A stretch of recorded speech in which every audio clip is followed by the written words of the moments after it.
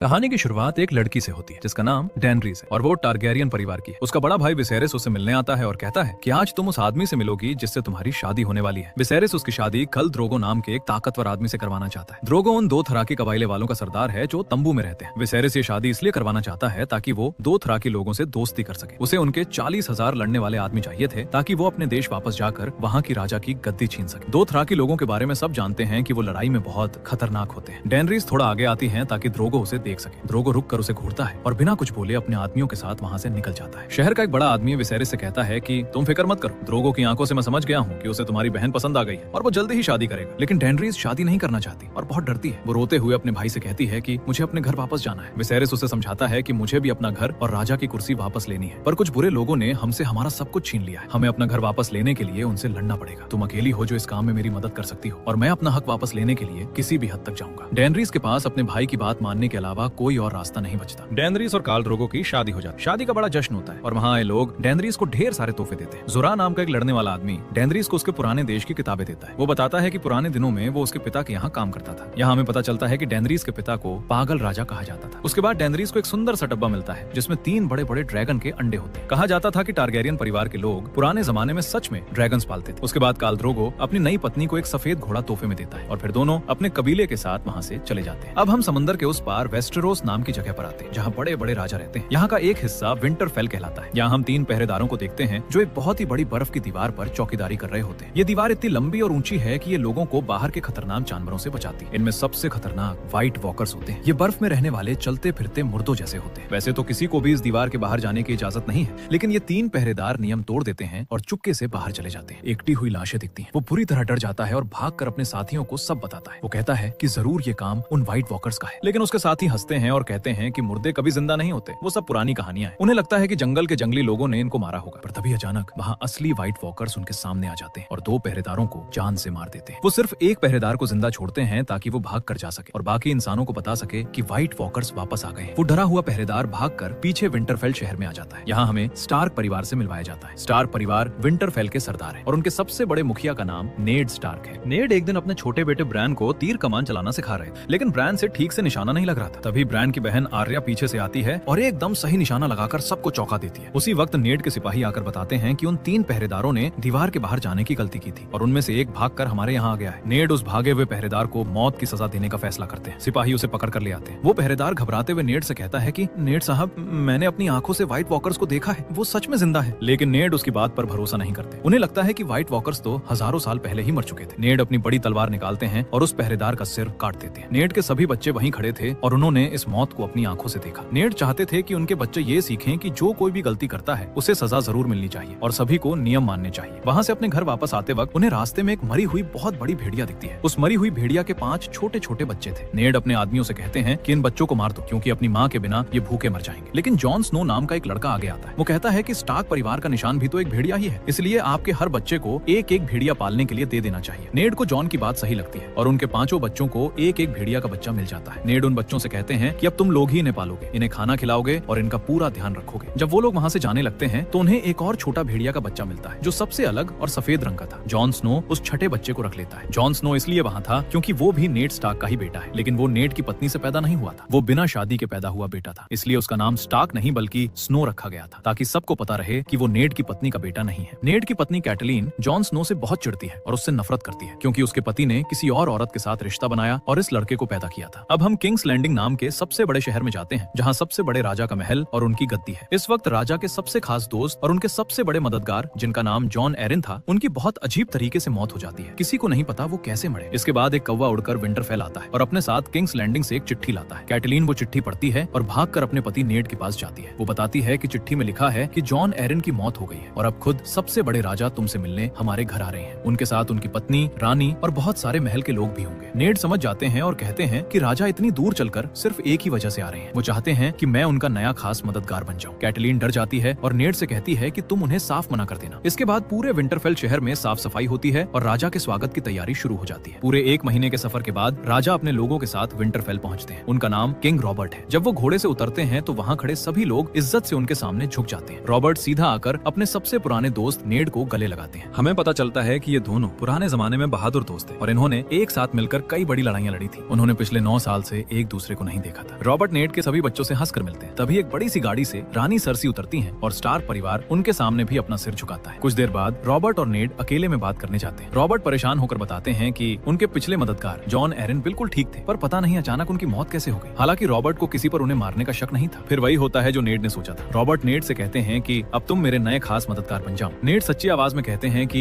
ये मेरे लिए बहुत खुशी की बात है, पर मैं इस गद्दी के लायक नहीं हूँ। रॉबर्ट थोड़ा गुस्से में कहते हैं कि तुमने ही मुझे राजा बनने में मदद की थी, तो इस कुर्सी पर तुम्हारा ही हक है। रॉबर्ट ये भी कहते हैं कि मैं चाहता हूँ कि मेरी फैमिली और तुम्हारी फैमिली एक हो जाए, इसलिए मैं अपने बड़े बेटे जॉफरी की शादी तुम्हारी प्यारी बेटी सांसा से करवाना चाहता हूँ। नेड अपने राजा और पुराने दोस्त की बात को टाल नहीं पाते। रॉबर्ट को वो पुरानी लड़ाई याद आती है जब उसने मिलकर टारगेरियन परिवार के सब लोगों को मार दिया था। नेड कहते हैं कि वो पुरानी बात है, अब उसे छोड़ दो, सब टारगेरियन खत्म हो चुके हैं। लेकिन रॉबर्ट कहते हैं कि नहीं, अभी भी 2 लोग जिंदा हैं। और रॉबर्ट का इशारा डेनरीस और विसेरिस की तरफ था। इसके बाद नेड स्टार्क का छोटा भाई बेंजन जॉन स्नो के पास आता है और उससे हंसकर मिलता है। उन दोनों ने बहुत लंबे समय से एक दूसरे को नहीं देखा था, क्योंकि बेंजन उसी लंबी बर्फ की दीवार पर चौकीदारी करता था। बेंजन जॉन स्नो से पूछता है कि क्या तुम भी मेरे साथ उस दीवार पर ड्यूटी करना चाहते हो? जॉन स्नो खुशी खुशी मान जाता है। जॉन इसलिए जाना चाहता था क्योंकि घर में सब उसे ताने मारते थे और उसे प्यार नहीं करते थे, क्योंकि वो बिना शादी के पैदा हुआ था। बेंजन उसे कहता है कि मैं इस बारे में तुमसे बाद में अच्छे से बात करूंगा, पर पहले ये बताओ कि तुम आज की इतनी बड़ी पार्टी में क्यों नहीं हो? जॉन उदास होकर कहता है कि नेड की पत्नी कैटलीन ने मुझे वहां जाने से मना कर दिया। उसने मुझे बुरा भला कहा और बोला कि जहां राजा बैठे हों वहां मैं कभी नहीं जा सकता। उसके जाने के बाद एक बाउना आदमी जिसकी हाइट बहुत छोटी थी, जिसका नाम टायरियन लेनिस्टर है, वो जॉन के पास आता है। वो बताता है कि मैं रानी का सगा भाई हूँ। टायरियन उसे मजाक उड़ाते हुए कहता है कि अपने बिना शादी के पैदा होने पर उदास मत हो, बल्कि इसे एक हथियार बना लो ताकि कोई तुम्हें इस बात पर चोट ना पहुंचा सके। फिर वो वहां से निकल जाता है। कहानी फिर उस पार्टी में जाती है जो राजा के लिए रखी गई थी। वहाँ नेड की बेटी सांसा अपने होने वाले शौहर जॉफरी को देखकर बहुत खुश होती है और दोनों एक दूसरे को देखकर मुस्कुराते हैं। जब रात हो जाती है तो कैटलीन अपने पति नेड को मनाने की कोशिश करती है कि तुम राजा का काम छोड़ दो और उनके साथ मत जाओ। नेड कहते हैं कि मेरा भी मन नहीं है, पर वो हमारे राजा हैं और उनको मना करना ठीक नहीं होगा। तभी उन्हें चुपके से एक खुफिया चिट्ठी मिलती है। ये चिट्ठी कैटलीन की सगी बहन ने भेजी थी, जो उस मरे हुए जॉन एरन की पत्नी है। वो बहन अपने खत में लिखती है कि मेरे पति की मौत खुद नहीं हुई थी, बल्कि रानी के परिवार वालों ने उन्हें धोखे से जहर देकर मार दिया है। वो लिखती है कि हमारे राजा की जान भी खतरे में है, वो लोग उन्हें भी रास्ते से हटा सकते हैं। नेड ये पढ़कर दंग रह जाते हैं। उन्हें लगने लगता है कि जरूर रानी का परिवार गद्दी छीनने की साजिश रच रहा है। अब नेड का रास्ता साफ हो जाता है। वो तय करते हैं कि उन्हें राजा का मददगार बनना ही पड़ेगा ताकि वो अपने दोस्त को रानी की फैमिली से बचा सके। अगले दिन सुबह नेड का बेटा ब्रान महल की सबसे ऊंची दीवार पर मजे से चढ़ रहा था।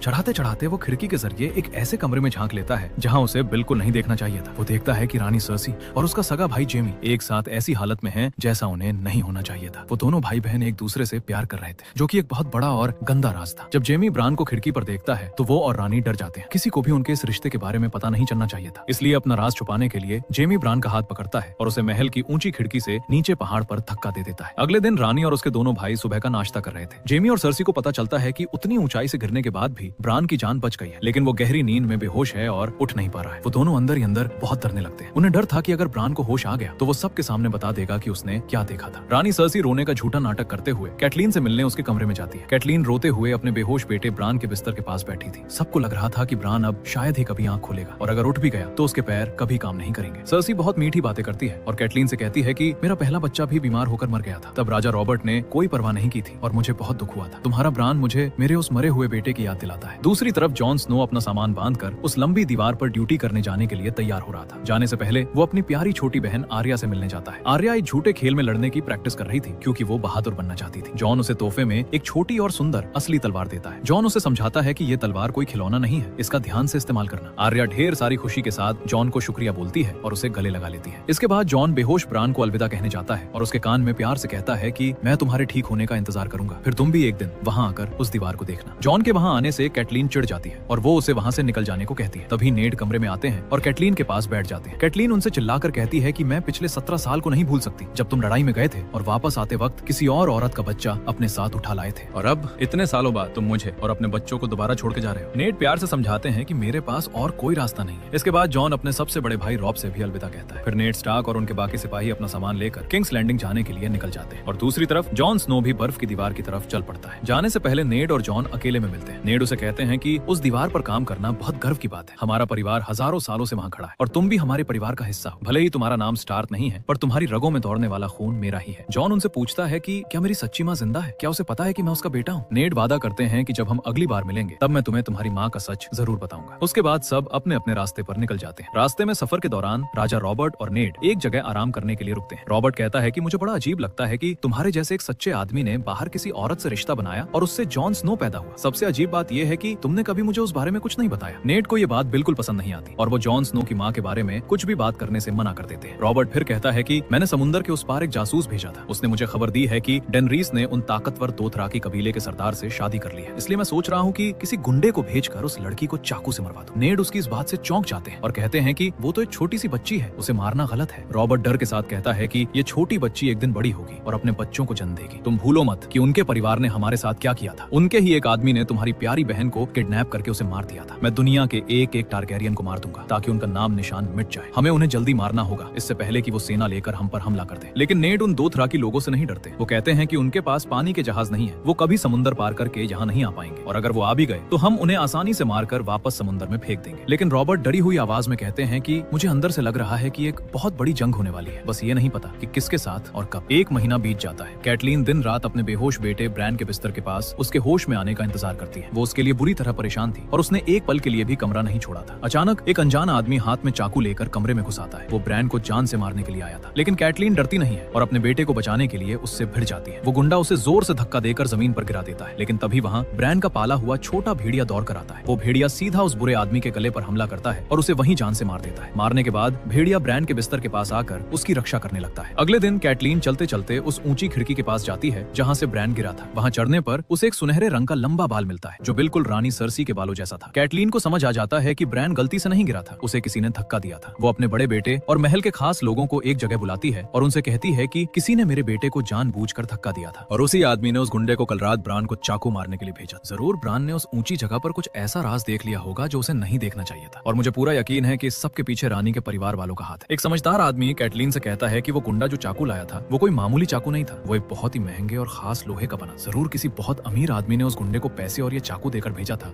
ताकि वो ब्रान को मार सके। नेड का बड़ा बेटा रॉब ये सुनकर गुस्से में आ जाता है और तुरंत सेना लेकर उन बुरे लोगों पर हमला करना चाहता है, लेकिन उनका मददगार कहता है कि हमें सबसे पहले ये सारी बात नेड स्टार्क को बतानी चाहिए। कैटलीन कहती है कि मैं किसी दूसरे के हाथ में ये चिट्ठी नहीं भेज सकती क्योंकि ये रास्ते में किसी और के हाथ लग सकती है, इसलिए मैं खुद चुपके से किंग्स लैंडिंग जाऊंगी और नेड को सब बताऊं। फिर वो ब्रान को प्यार करके अलविदा कहती है। अब हम वापस समुद्र के उस पार डेनरीस के पास चलते हैं। डेनरीस उन जंगली जैसे दोथराकी लोगों के साथ उनके तंबू में रहना ठीक से नहीं सीख पा रही थी क्योंकि वो लोग बहुत खतरनाक लगते थे। उसने वो ड्रैगन के अंडे अपने पास हिफाजत से रखे हुए थे। वो अपनी नौकरानियों से पूछती है कि क्या तुम लोगों ने कभी असली ड्रैगन देखा है? नौकरानियां कहती हैं कि ड्रैगन्स तो हजारों साल पहले इस दुनिया से खत्म हो गए थे। डेनरीस एक नौकरानी को अकेले में बुलाती है और उससे पूछती है कि मैं ऐसा क्या करूं जिससे मेरा पति मुझसे प्यार करने लगे। नौकरानी उसे समझाती है कि जब तुम उनके पास जाओ तो अपना सिर नीचे मत रखना बल्कि सीधा उनकी आंखों में आंखें डालकर बात कर। डेनरीस को ये बात समझ आ जाती है और वो इस पर ध्यान देती है। ये तरीका सच में काम कर जाता है और ड्रोगो उसे सच में ढेर सारा प्यार करने लगता है। इधर रास्ते में नेड, उनकी बेटियां और रानी का परिवार रुक कर आराम कर रहे थे। राजा का बेटा जोफ्री सांसा को नदी के पास जंगल में घूमने के लिए ले जाता है क्योंकि वो शादी करने वाले थे। नदी के पास जाते ही वो देखते हैं कि सांसा की छोटी बहन आर्या एक कसाई के बेटे के साथ लकड़ी की तलवार से लड़ने का खेल खेल रही है। जोफ्री उनके बीच में आ जाता है और उस कसाई के बेटे को परेशान करने लगता है। जोफ्री सांसा के सामने अपनी ताकत दिखाना चाहता था। वो उस बेचारे लड़के को कहता है कि अब तुम लकड़ी लेकर मुझसे लड़ो। लड़का डर के मारे कांपने लगता है। जोफ्री उसके चेहरे पर चोट लगा देता है। ये देखकर आर्या को बहुत गुस्सा आता है और वो लकड़ी जोफ्री को जोर से मार देती है। जोफ्री गुस्से में पागल हो जाता है और अपनी असली तलवार निकालकर आर्या पर हमला करने वाला होता है, लेकिन तभी आर्या का पाला हुआ भेड़िया दौड़ कर आता है और जोफ्री का हाथ काट लेता है जिससे उसकी तलवार गिर जाती है। आर्या तलवार उठाकर जोफ्री के सीने पर रखती है और उसे धमकाती है। फिर वो उस तलवार को नदी में फेंक देती है। सांसा परेशान होकर जोफ्री के पास जाती है, लेकिन जोफ्री रोते हुए उस पर चिल्लाता है और उसे वहां से भगा देता है। आर्या तुरंत समझ जाती है कि अब राजा के सिपाही मेरे भेड़िए को मार डालेंगे क्योंकि उसने जोफ्री को काटा है। इसलिए वो रोते हुए अपने भेड़िए पर पत्थर फेंक कर उसे जंगल में भाग जाने को कहती है ताकि उसकी जान बच जाए। रात को सब लोग राजा के सामने इकट्ठा होते हैं ताकि इस लड़ाई पर बहस की जा सके। रानी सर्सी अपने बेटे के हाथ पर बंधी पट्टी देखकर आग बबूला हो रही थी। जोफ्री राजा के सामने बिल्कुल झूठ बोल देता है। वो कहता है कि मैं तो शांति से घूम रहा था, आर्या और उस कसाई के बेटे ने मिलकर मुझ पर हमला किया और आर्या ने जानबूझकर अपने भेड़िए से मुझे कटवाया। आर्या चिल्लाती है कि ये सफेद झूठ है। राजा दोनों को चुप करवाते हैं। वो सांसा से पूछते हैं कि तुमने सब देखा था, अब तुम सच बताओ। लेकिन सांसा डरी हुई थी और वो भी झूठ बोल देती है क्योंकि वो जोफ्री से प्यार करती है और उसे नाराज नहीं करना चाहती थी। राजा कहते हैं कि ये सिर्फ बच्चों के बीच की आम लड़ाई है, बात यहीं खत्म करो और सब अपने अपने बच्चों को समझा लेना। लेकिन रानी सर्सी चिल्लाती है और कहती है कि मुझे किसी भी हालत में उस भेड़िए की जान चाहिए और क्योंकि आर्या का भेड़िया भाग चुका था तो रानी कहती है कि बदले में मैं सांसा के भेड़िए को मारूंगी। राजा उसकी इस घटिया बात को भी मान लेते हैं। सांसा ये सुनकर बुरी तरह रोती है, लेकिन नेड के हाथ में भी कुछ नहीं था। नेड नहीं चाहते थे कि कोई बाहर का सिपाही उस भेड़िए को मारे, इसलिए वो कहते हैं कि ये विंटरफेल का जानवर है तो इसे मैं अपने हाथों से ही मारूंगा। जब नेड बाहर आते हैं तो उन्हें उस बेचारे कसाई के बेटे की लाश मिट्टी में पड़ी दिखती है। पता चलता है कि रानी ने चुपके से सिपाही भेजकर उस मासूम बच्चे को हमेशा के लिए मार दिया था। नेड दुख के साथ सांसा के उस प्यारे भेड़िए को भी मार देते हैं। ठीक उसी वक्त बहुत दूर विंटरफेल में ब्रान होश में आ जाता है और अपनी आंखें खोलता है। जॉन स्नो सफर करके पहली बार बर्फ की उस बड़ी दीवार पर पहुंचता है। वो बाउना टायरियन भी उसके साथ आया था। टायरियन उस दीवार को देखना चाहता था क्योंकि ये दुनिया की सबसे बड़ी और अजीब चीजों में से एक मानी जाती थी। उसके बाद जॉन वहाँ के नए पहरेदारों के साथ तलवार चलाने की प्रैक्टिस करता है। जॉन लड़ने में सबसे तेज था, इसलिए वो अकेले ही उन सब लड़कों को हरा देता है। लेकिन जिन लड़कों को उसने हराया था उन्हें ये बात बहुत बुरी लगती है। जब जॉन अकेला होता है तो वो सब मिलकर उस पर हमला कर देते हैं और उसे मारने की कोशिश करते हैं। पर सही वक्त पर वहाँ टायरियन आ जाता है। टायरियन अपने अमीर परिवार का नाम लेकर उन गुंडों को धमकाता है और कहता है कि अगर तुमने जॉन को छुआ तो मैं रानी की सेना को बुलाकर तुम सबकी चमड़ी उधेड़ दूंगा। वो सब डर जाते हैं और जॉन को छोड़ देते हैं, लेकिन जाते जाते कहते हैं कि हम तुझसे अपना हिसाब बाद में बराबर करेंगे। दूसरी तरफ नेड स्टार्क, उनकी बेटियां और बाकी लोग किंग्स लैंडिंग शहर पहुंच जाते हैं। नेड सीधा महल के उस सबसे बड़े कमरे में जाते हैं जहां राजा की गद्दी रखी थी। वहां उन्हें जेमी मिलता है। नेड उसे ताना मारते हैं कि तुम बहुत डरपोक हो क्योंकि तुमने पिछले राजा की पीठ में पीछे से तलवार मारी थी। जेमी गुस्से में कहता है कि उस पागल राजा ने तुम्हारे पिता और बड़े भाई को जिंदा जलाकर मार दिया था। मैंने उसे मारकर तुम्हारी ही मदद की थी और अगर मैं उसे सामने से तलवार मारता तो तुम मुझे बहादुर कहते। नेड उसकी इस बात से नफरत करते हैं और वहां से आगे बढ़ जाते हैं। इसके बाद वो राजा के सब मंत्रियों से मिलते हैं। उन्हें राजा का खास मददगार बनने का ताज मिलता है। जब वो काम शुरू करते हैं तो उन्हें पता चलता है कि राजा तो अपना कोई काम ठीक से नहीं करते और उन्होंने लैनिस्टर परिवार से बहुत सारा पैसा उधार ले रखा है। नेड को समझ आ जाता है कि यहाँ महल में सब कुछ गड़बड़ चल रहा है। वहीं दूसरी तरफ रानी सर्सी अपने बेटे जॉफ्री को पट्टी के साथ देख रही थी। जॉफ्री इस बात से शर्मिंदा था कि उसे 2 लड़कियों के सामने एक भेड़िया ने हरा दिया। सर्सी उसे समझाता है कि किसी भी राजा को लड़ाई में चोट लग सकती है। एक दिन तुम अपने पिता की जगह सबसे बड़े राजा बनोगे, फिर कोई तुम्हारी आंखों में आंखें डालकर बात नहीं कर पाएगा। हम सबको एक कहानी सुनाएंगे कि तुम एक बड़े भेड़िए से टकरा गए थे और तुमने उस भेड़िए को अकेले मार दिया जिसमें तुम्हें चोट आई। तुम राजा बनने वाले हो, इसलिए तुम जो भी चाहो बोल सकते हो और कोई तुमसे सवाल नहीं करेगा। जॉफ्री हंसकर कहता है कि मुझे स्टार परिवार से नफरत है और मैं बड़े होकर उनको बर्बाद कर दूंगा। सर्सी मुस्कुराती है और कहती है कि हमारे परिवार के अलावा दुनिया की हर फैमिली हमारी दुश्मन है। हमें अपनी ताकत समझदारी से इस्तेमाल करनी चाहिए और हर आदमी को अपने फायदे के लिए यूज करना आना चाहिए। इस तरह सर्सी अपने बेटे के अंदर एक खतरनाक शैतान भर रही थी। उसके बाद नेड अपने कमरे में आते हैं तो देखते हैं कि आर्या तलवार पकड़कर खड़ी है। वो परेशान होकर कहते हैं कि ये कोई खेलने की चीज नहीं है, लड़कियों को तलवार नहीं पकड़नी चाहिए क्योंकि तुम बड़ी होकर रानी बनोगी। आर्या दुख के साथ कहती है कि मुझे रानी नहीं बनना, मुझे तो बहादुर फाइटर बनना है और लड़ना सीखना है। आर्या अभी भी नदी वाली बात पर गुस्सा थी और अपनी बहन सांसा से नफरत कर रही थी क्योंकि सांसा ने झूठ बोला था। नेड उसे प्यार से समझाते हैं कि सांसा की शादी जल्दी ही जॉफ्री से होने वाली है। वो जॉफ्री को धोखा नहीं दे सकती थी। तुम्हें अपनी बहन का साथ देना चाहिए, भले ही वो गलत हो। नेड उसे एक और जरूरी बात समझाते हैं। वो कहते हैं कि याद रखो, सर्दियां आने वाली हैं। तुमने अपनी सारी जिंदगी गर्मी के मौसम में गुजारी है और तुम्हें सर्दियों का सच नहीं पता। सर्दियां बहुत खतरनाक होती हैं। आसमान से इतनी बर्फ गिरती है कि वो हमारे आधे शरीर को ढक लेगी और सूरज सालों तक नहीं निकलेगा। कुछ बच्चे तो ऐसे मौसम में ही पैदा होते हैं और उसी ठंड में मर जाते हैं। हमें अभी से एक दूसरे का सहारा बनना होगा। सांसा तुम्हारी सगी बहन है और तुम उसे ऐसे नफरत नहीं कर सकती। हम अपना सब कुछ छोड़कर इस नए शहर में आए हैं, यहाँ हमें मिलकर रहना होगा। आर्या अपने पिता की बात समझ जाती है और उन्हें गले लगा लेती है। नेड उसे तलवार अपने पास रखने की इजाजत दे देते हैं। वो मजाक में कहते हैं कि बस अपनी बहन को इससे मत मार देना और फिर मुस्कुराते हुए वहाँ से चले जाते हैं। उसके बाद कैटलीन भेस बदलकर और मुंह छुपाकर चुपके से किंग्स लैंडिंग पहुंच जाती है। वो जासूस वेरिस के पास जाती है और उसे वो महंगा चाकू दिखाती है। वो पूछती है कि क्या तुम जानते हो कि ये चाकू किसका है? वेरिस मना कर देता है। तभी वहाँ लॉर्ड पेटीर, जिसे लिटिल फिंगर भी कहते थे, आ जाता है। वो कहता है कि मुझे पता है ये चाकू किसका है। ये चाकू टायरियन लैनिस्टर का है। कैटलीन ये सुनकर दंग रह जाती है। फिर वो अपने पति नेड से मिलती है और उन्हें सारी बात बताती है। वो कहती है कि पेटीर हमारी मदद करेगा ये सच ढूंढने में कि हमारे बेटे को मारने वाला कौन था। इधर जेमी और सर्सी महल में अकेले बैठ के ब्रान के बारे में बात कर रहे हैं। सर्सी थोड़ा खुश होकर बताती है कि ब्रान जाग गया है पर उसकी याददाश्त जा चुकी है। पर सर्सी डरी हुई भी थी कि अगर अचानक उसे सच याद आ गया और उसने राजा को बता दिया कि उसने हमें खिड़की से साथ देखा था तो हमारा क्या होगा। जेमी ताकत से भरा हुआ कहता है कि अगर ऐसी नौबत आई तो मैं उस राजा रॉबर्ट को मार के जंग शुरू कर दूंगा। मैं नेड स्टार्क को और सबको मार दूंगा जब तक इस दुनिया में सिर्फ मैं और तुम न बच जाए। उधर कैटलीन को पूरा विश्वास हो गया था कि रानी के परिवार ने ही उसके बेटे को मारना चाहा था, लेकिन नेड अभी भी उलझन में थे क्योंकि किसी के पास कोई पक्का सबूत नहीं था। नेड कहते हैं कि जैसे ही मुझे कोई सच्चा सबूत मिलेगा मैं तुरंत राजा को बताऊंगा। कैटलीन उन्हें अलविदा कहती है क्योंकि उसे जल्दी से वापस विंटरफेल जाना था। वही राजा रॉबर्ट महल के कामों को भूलकर अपना सारा वक्त शराब पीने और बेकार के कामों में बर्बाद कर रहा था। एक दिन वो जेमी से मिलता है। राजा पूछता है कि जब तुमने उस पिछले पागल राजा को अपनी तलवार से मारा था तो मरते वक्त क्या उसने तुम्हें गद्दार कहा था या अपनी जान की भीख मांगी थी? जेमी बिल्कुल ठंडी आवाज में जवाब देता है कि उसने ऐसा कुछ नहीं किया। वो बस मरते दम तक एक ही लाइन बार बार बोल रहा था जो वो पिछले घंटों से बोल रहा था, इन सबको आग में जला दो। अब हम विंटरफेल शहर चलते हैं जहाँ ब्रान जाग चुका था। उसका बड़ा भाई रॉब भागकर उससे मिलने आता है। रॉब पूछता है कि तुम्हें खिड़की से गिरने से पहले की कोई बात याद है? ब्रान उदास होकर कहता है कि मुझे कुछ भी याद नहीं है। रॉब हैरानी से कहता है कि मुझे बड़ा अजीब लगता है क्योंकि तुम बचपन से ऊंचाई पर चढ़ रहे हो और तुम आज तक कभी नहीं गिरे। जब ब्रान को बताया जाता है कि उसके पैर हमेशा के लिए खराब हो गए हैं और वो अब आगे कभी चलकर अपनी मर्जी से नहीं घूम पाएगा तो वो शौक में आ जाता है। ब्रान दुख भरी आवाज में अपने भाई से कहता है कि इससे अच्छा तो मैं वहीं मर गया होता। समुद्र के उस पार डेनरीज ने दो थराकी कबीले के तरीके से रहना थोड़ा थोड़ा सीख लिया था। वो जोराह से कबीले के तौर तरीकों के बारे में पूछती है। जोराह बताता है कि दो थराकी लोग पैसों को कुछ नहीं मानते। उनके पास जो नौकर हैं वो उन शहरों से जबरदस्ती लाए गए हैं जिन्हें इन्होंने लड़ाई में हराया था। तभी वहाँ डेनरीज का चिड़चिड़ा भाई विसरिस आ जाता है। वो बहुत गुस्से में था क्योंकि कबीले के सभी लोग डेनरीज को अपनी रानी मानते थे लेकिन उसकी इज्जत कोई नहीं करता था। वो गुस्से में डेनरीज पर तलवार उठा लेता है और उसे डराता है, लेकिन तभी कबीले का एक तगड़ा आदमी पीछे से आता है और विसरिस का गला पकड़कर उसे हवा में उठा लेता है। वो आदमी डेनरीज से पूछता है कि रानी जी, क्या मैं इसे अभी यहीं जान से मार दूं? डेनरीज अपने भाई को बचाते हुए कहती है कि नहीं, इसे छोड़ दो। विसरिस छूटने के बाद जोरा को हुक्म देता है कि इस आदमी को मार दो, लेकिन जोरा उसकी बात नहीं मानता क्योंकि उसे समझ आ गया था कि अब सच्ची रानी डेंड्रीज ही है और उसे सिर्फ उसी की बात माननी चाहिए। इसके बाद डेंड्रीज खुशी खुशी वहाँ की नई भाषा सीखने लग जाती है। तभी उसकी नौकरानी खबर देती है कि डेंड्रीज के पेट में बच्चा है। डेंड्रीज ये बात जानकर हैरान भी होती है और ढेर सारी खुश भी होती है। वही किंग्स लैंडिंग में आर्या के पास एक दुबला पतला आदमी आता है। पता चलता है कि नेड स्टार्क ने उसे आर्या को लड़ाई सिखाने के लिए खास तौर पर रखा है। उस आदमी का नाम सीरियो था। सीरियो उसे बिल्कुल शुरू से तलवार पकड़ना सिखाता है। वो समझाता है कि तलवार को अपने हाथ का हिस्सा बना लो और चाहे कुछ भी हो जाए तलवार तुम्हारे हाथ से नहीं गिरनी चाहिए। आर्या उसके साथ खेल खेल में प्रैक्टिस करके बहुत खुश होती है। वहीं दूसरी तरफ विंटरफेल में बाउना टायरियन ब्रान के कमरे में आता है। वो ब्रान को एक ड्राइंग पेपर देता है। उस पर घोड़े पर बैठने वाली एक ऐसी चीज बनी होती है जिससे ब्रान अपने खराब पैरों के साथ भी आसानी से घोड़े की सवारी कर सकेगा। रॉब को अजीब लगता है कि रानी का भाई हमारी मदद क्यों कर रहा है। टायरियन प्यार से कहता है कि मुझे ऐसे लोगों की मदद करना पसंद है जिनके पास कोई कमी होती है या जिन्हें दुनिया चढ़ाती है, क्योंकि मैं खुद एक बाउना हूँ। रॉब उसकी बात सुनकर खुश होता है और कहता है कि मैं तुम्हें ठीक से खाना खिलाकर भेजूंगा, पर टायरियन दोस्ती में मुस्कुराकर मना कर देता है और वहाँ से चला जाता है। बर्फ की उस बड़ी दीवार पर ड्यूटी करने के लिए एक नया और मोटा लड़का आता है। उसका नाम सैम था। सभी नए लड़के उस सैम को धो सुनाते थे और परेशान करते थे क्योंकि वो तलवार उठा भी नहीं पाता था और लड़ने से बहुत डरता था। वहाँ का एक खतरनाक सरदार एक लड़के को हुक्म देता है कि सैम को तलवार से मारो। जॉन स्नो ये सब देखकर गुस्सा हो जाता है। वो बीच में आकर सैम को बचाता है और उसे अपने पीछे छुपा लेता है। सरदार इस बात से चिढ़ जाता है और अपने 3 सबसे ताकतवर लड़कों को भेजता है कि जाओ पहले जॉन की पिटाई करो, पर जॉन अकेले ही उन तीनों की ऐसी बुरी पिटाई करता है कि आखिर में वो रोने लगते हैं। उस दिन के बाद से सरदार जॉन को हमेशा ताने मारने लगता है। सैम रोता हुआ जॉन को मदद के लिए शुक्रिया बोलता है। जॉन सैम को समझाता है कि तुम्हें खुद अपना बचाव करना सीखना होगा क्योंकि ये बर्फ की दीवार डरपोक लोगों के लिए नहीं बनी है। रात के वक्त जब बहुत ठंड थी, सैम और जॉन दीवार के ऊपर खड़े ड्यूटी कर रहे थे। सैम उदास होकर कहता है कि मेरी नजर कमजोर है और मुझे ऊंचाई से बहुत डर लगता है। जॉन हंसकर पूछता है कि जब तुम्हें हर चीज से डर लगता है तो तुम अपना घर छोड़कर यहाँ आए ही क्यों? सैम रोने जैसी आवाज में बताता है कि जब मैं 18 साल का हुआ मेरे पिता ने मुझे बुलाया। उन्होंने कहा कि तुम मोटे और बेकार हो, तुम मेरी जमीन और पैसे लेने के लायक नहीं हो। कल सुबह होते ही तुम चुपचाप अपना सब हक छोड़कर यहाँ आ जाओगे। उन्होंने ये भी कहा कि अगर मैंने इनकार किया तो वो मुझे जंगल में ले जाकर हमेशा के लिए मार देंगे और उन्हें इस बात से बहुत खुशी होगी। ये कहानी सुनकर जॉन को सैम पर बहुत दया आती है। अगले दिन सुबह जॉन अपने सभी साथियों से कहता है कि अब से कोई भी सैम का मजाक नहीं उड़ाएगा। वो बेचारा बहुत मासूम है, उसे उसके घर से निकाल दिया गया है, इसलिए वो यहाँ आया। जॉन उनसे रिक्वेस्ट करता है कि चाहे सरदार कितना भी कहे कोई भी सैम को नहीं मारेगा। तभी रेस्ट नाम का एक गुंडा लड़का चिल्लाता है कि मैं तो कल खेल में इस मोटे को बहुत बुरी तरह मारूंगा। रात को जब वो गुंडा रेस्ट सो रहा था तब जॉन उसके बिस्तर के पास जाता है और उसका गला पकड़ लेता है। जॉन कहता है कि सैम को छूने की सोचना भी मत। जॉन का बड़ा भेड़िया भी उस गुंडे के चेहरे के पास आकर दांत दिखाता है। अगले दिन जब खेल शुरू होता है तो रेस्ट इतना डरा हुआ था कि वो सैम को मारने की हिम्मत नहीं जुटा पाता। सरदार गुस्से से चिल्लाता है कि उसे जोर से मारो, लेकिन रेस्ट सैम को प्यार से छू देता है। सरदार एक दूसरे लड़के को भेजता है पर वो लड़का नाटक करता है और सैम की हल्की सी मार खाकर गिर जाता है। ये देखकर सरदार भुनभुनाने लगता है और जॉन के कपड़े पकड़ लेता है क्योंकि वो समझ गया था कि ये सब जॉन का किया धरा है। सरदार सबसे कहता है कि तुम लोगों को क्या लगता है कल को अगर व्हाइट वॉकर्स यहाँ आ गए तो तुम क्या चाहते हो? कौन तुम्हारी रक्षा करे, ये मोटा बेकार सैम या एक ताकतवर फाइटर? फिर सरदार जॉन और सैम को मिट्टी और टेबल साफ करने की सजा देता है। वो उनके पास आकर कहता है कि तुम्हें अभी ठंड लग रही है, गर्मी के मौसम में भी आग के पास बैठकर तुम कांप रहे हो, तुम असली सर्दियों में क्या करोगे? एक बार जब असली सर्दी आई थी तब हवा इतनी तेज थी कि उसने बड़े बड़े पेड़ों को जड़ से उखाड़ दिया था, यहाँ तक कि तुम्हारा खून भी जम जाएगा। तुम जैसे बच्चे इस ठंड को बर्दाश्त तो नहीं कर पाएंगे और चुपचाप मर जाएंगे। उसके बाद नेड उस मौत का सच पता लगाने की कोशिश कर रहे थे। वो महल के एक पुराने वैद्य से मिलते हैं जिसका नाम पाइसेल था। वैद्य बताता है कि मरने से ठीक पहले जॉन एरन मुझसे मिलने आते थे। उन्होंने मरने से एक रात पहले मुझसे एक बहुत पुरानी और मोटी किताब मांगी थी जिसमें सभी राजाओं और उनके बच्चों की कहानियां लिखी थी। नेड उस वैद्य से कहते हैं कि मुझे वो किताब दो। जब नेड वो किताब पढ़ते हैं तो देखते हैं कि इस किताब में हर परिवार की छोटी छोटी बातें लिखी हैं। नेड पूछते हैं कि जॉन एरन इस किताब में क्या ढूंढ रहे थे। वैद्य कहता है कि मुझे नहीं पता क्योंकि उन्होंने मुझसे किसी चीज के बारे में बात नहीं की। नेड को शक हो जाता है कि जरूर जॉन एरन को इस किताब से कोई बड़ा राज पता चल गया था, इसलिए उन्हें मार दिया गया। नेड किताब लेकर वहां से जाते हैं और पेटर से मिलते हैं। पेटर समझ जाता है कि नेड वो किताब पढ़ रहे हैं क्योंकि वो उस मौत का सच ढूंढ रहे हैं। पेटर कहता है कि अगर तुम सच जानना चाहते हो तो एक ह्यू नाम के आदमी से मिलो क्योंकि जॉन एरन मरने से पहले उसी से सबसे ज्यादा मिलता था। नेड पूछते हैं कि तुम मेरी मदद क्यों कर रहे हो। पेटर कहता है कि मैंने कैटलीन से वादा किया था। पेटर उन्हें चेतावनी भी देता है। वो कहता है कि तुम खुद उसके पास मत जाना क्योंकि हमारे चारों तरफ रानी के जासूस घूम रहे हैं। अगर तुम गए तो सबको पता चल जाएगा कि तुम क्या ढूंढ रहे हो। सही यही होगा कि तुम अपने किसी सिपाही को भेज दो। फिर पेटर कहता है कि मैं चाहता हूँ तुम एक लोहार से मिलो क्योंकि मेरे जासूसों ने जॉन एरन को वहां भी जाते हुए देखा था। नेड मदद के लिए उसका शुक्रिया अदा करते हैं और कहते हैं कि शुरू में मुझे तुम बिल्कुल पसंद नहीं थे पर अब लगता है तुम बहुत अच्छे हो। कहता है कि शुरू में कोई मुझ पर भरोसा नहीं करता और उसे छोड़कर चला जाता है। नेड अपने एक अच्छे सिपाही को उस ह्यू नाम के आदमी से बात करने भेजते हैं, लेकिन वो मगरूर आदमी कहता है कि मैं किसी छोटे सिपाही से बात नहीं करूंगा।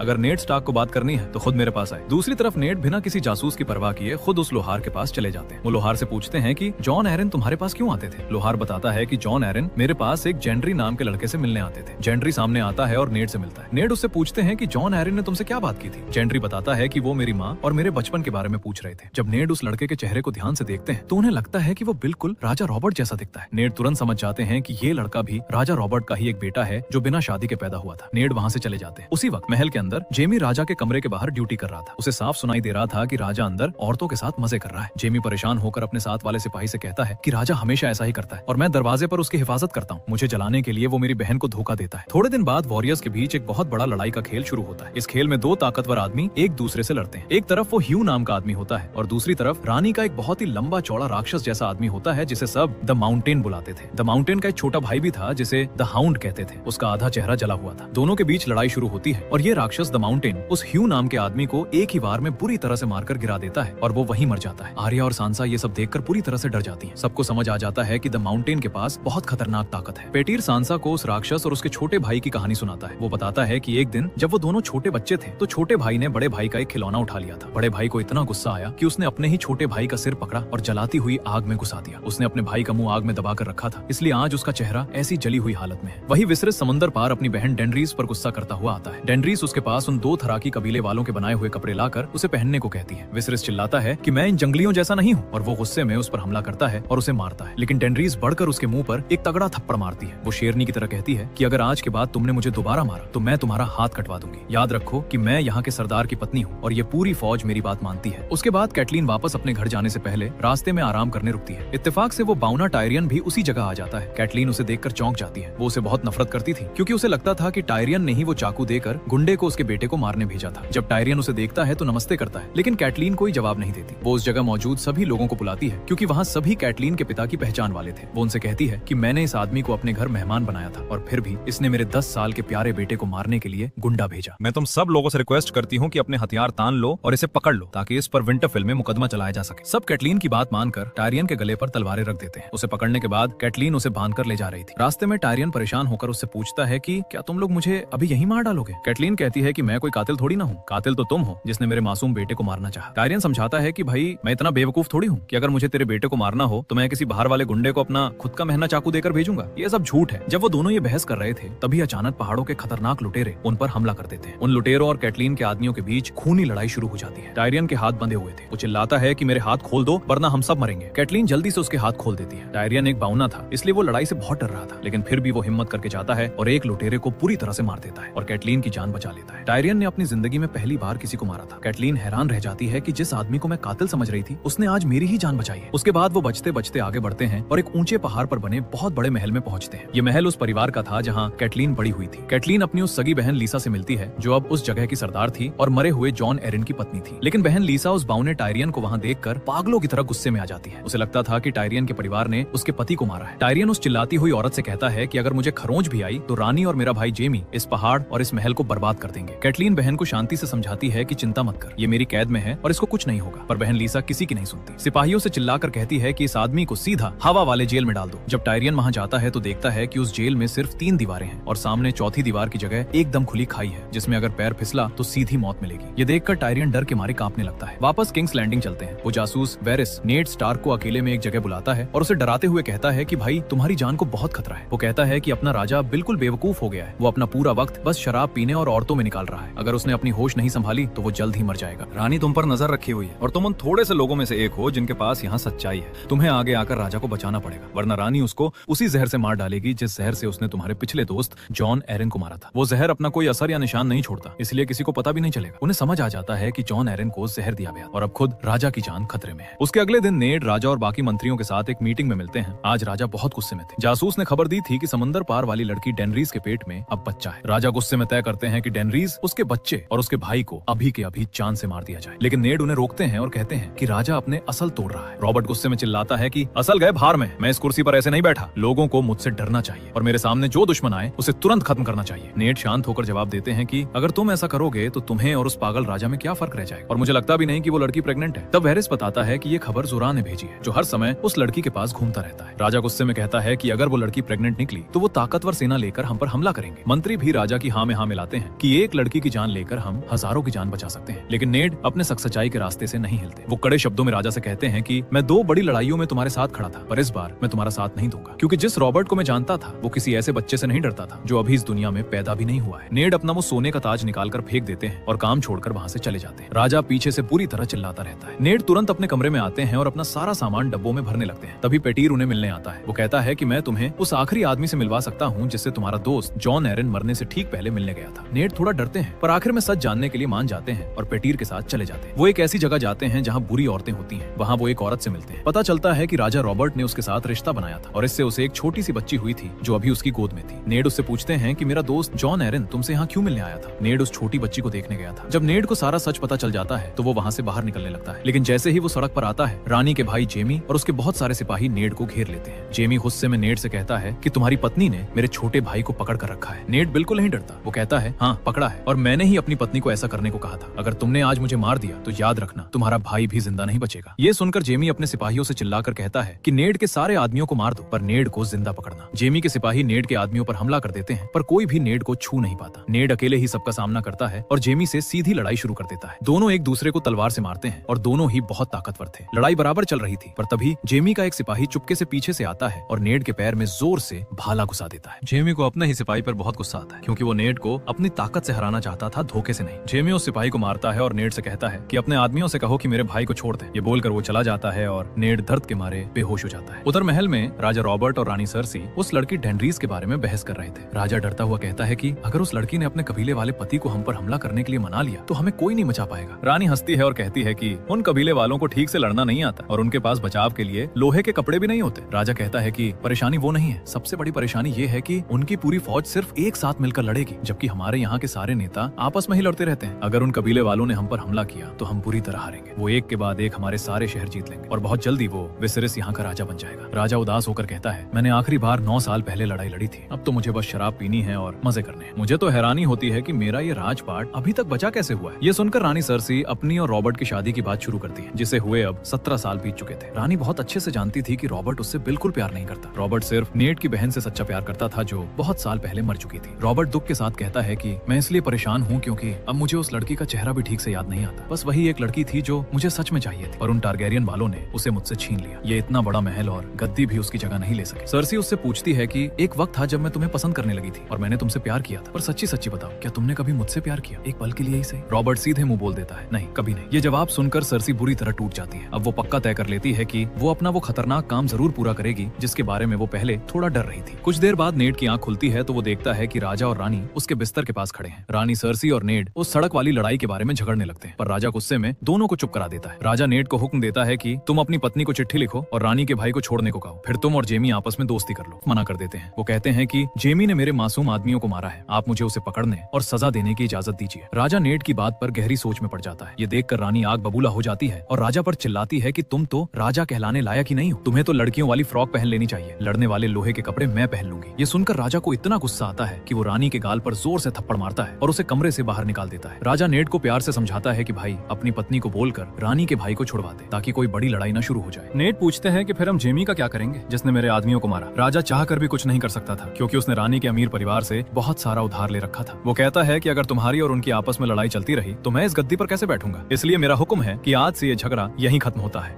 नेड उदास होकर कहते हैं कि आपकी बात सर आंखों पर मैं अपना ये सबसे बड़े मददगार का काम छोड़ रहा हूँ और वापस अपने घर जा रहा हूँ। राजा गुस्से में इनकार कर देता है। वो नेड को रुकने के लिए कहता है और बोलता है कि मैं अपने सगे भाइयों से उतना प्यार नहीं करता जितना मैं तुमसे करता हूँ, तुम मेरे भाई हो। राजा नेड को वो सोने का ताज वापस पहना देता है और कहता है कि मैं बाहर जंगल में शिकार पर जा रहा हूँ, बाकी बातें आकर करेंगे, जब तक मैं वापस ना आऊँ तुम मेरी जगह राजा की गद्दी पर बैठोगे। राजा के जाने के बाद नेड उस गद्दी पर बैठते हैं, आम लोगों की परेशानियां सुनते हैं और सच्चा इंसाफ करते हैं। समंदर पार डेनरीज एक मरी हुई घोड़ी का खून से भरा कच्चा दिल खा रही थी। ये उन कबीले वालों का एक पुराना रिवाज था कि जब सरदार की पत्नी मां बनने वाली हो तो उसे ये सब खाना पड़ता है। डेनरीज थोड़ी मुश्किल से ही सही पर वो पूरा कच्चा दिल खा जाती है। उसका पति ध्रोगो ये देखकर खुशी से पागल हो जाता है और अपनी पत्नी पर बहुत गर्व करता है। कबीले के सभी लोग डेनरीज को इज्जत देने लगते हैं और उसके सामने सिर झुकाते हैं, लेकिन डेनरीज का चिड़चिड़ा भाई विसेरिस ये सब देखकर जल भुन जाता है। उसे बहुत बुरा लग रहा था कि सभी लोग डेनरीज को रानी मानते हैं पर उसे कोई पूछता तक नहीं। उसे अब समझ आ जाता है कि वो रानी की गद्दी वापस पाने के लिए ध्रोगो के भरोसे नहीं बैठ सकता, इसलिए वो चुपके से अपनी बहन के वो अनमोल ड्रैगन के अंडे चुराने की कोशिश करता है ताकि उन्हें बेचकर अपने लिए एक लंबी चौड़ी सेना खरीद सके। लेकिन वहाँ जुरा आ जाता है और उसे अंडे चुराने से रोक लेता है। विसेरिस को इस अकेलेपन पर बहुत गुस्सा आ रहा था। वो खूब सारी शराब पी लेता है। जब बाहर कबीले के लोग ढोल बजाकर नाच रहे थे तभी विसेरिस अपनी नंगी तलवार लेकर सबके बीच घुस आता है। वो सीधा अपनी बहन के पेट पर तलवार तान लेता है और चिल्लाता है। वो कहता है मुझे मेरे पुराने महल की गद्दी अभी चाहिए क्योंकि तुम्हारे पति ने मुझसे शादी के वक्त यही वादा किया था। मैं अपने खानदान का आखिरी राजा हूँ और तुमने अभी तक मुझे मेरा हक नहीं दिया है। अपनी पत्नी पर तलवार देखते ही ध्रोगो गुस्से से पागल हो जाता है। वो अपने आदमियों को हुक्म देता है कि इस पागल को पकड़ लो। फिर ध्रोगो अपने चूल्हे पर रखा हुआ ढेर सारा सोना आग में पिघलाने आने लगता है। विसेरिस डर के मारे कांपने लगता है। वो रोते हुए डेनरीज से चीख कर कहता है कि बहन